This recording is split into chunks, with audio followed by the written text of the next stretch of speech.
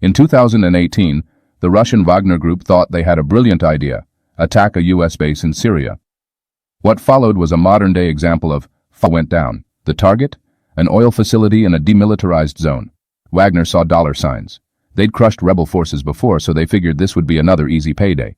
But spoiler alert, the USA was about to make sure these guys wouldn't need any more paychecks, ever. At 10 p.m., the Russians launched their attack. Mortars, artillery, tanks, the works, pummeled the U.S. outpost.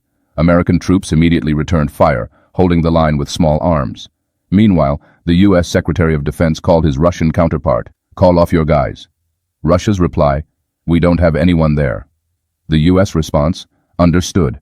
That understood wasn't just polite diplomacy, it was the sound of the gloves coming off. The order went out: annihilate them. Minutes later, F-22s, B-52 bombers, and Marine artillery lit up the night sky. For 12 hours, the U.S. unleashed a relentless wave of destruction. One Russian survivor, a cook who'd stayed behind, described it as pure chaos, explosions everywhere, like hell on earth. By the 15-minute mark, it was obvious: Wagner's attack had failed. But the U.S. wasn't done. Russia had claimed there were no forces in the area, so the U.S. decided to make that statement 100% accurate. Hour after hour, the pounding continued. By morning, the battlefield looked like the surface of the moon, lifeless and utterly destroyed.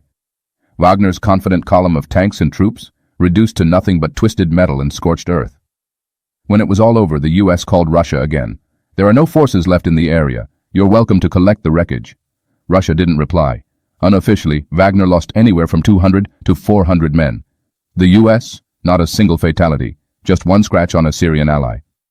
Survivors later admitted the Russian Air Force refused to engage. The reason? F-22s were patrolling the skies, and Russian pilots decided they preferred living to becoming fiery debris. The lesson?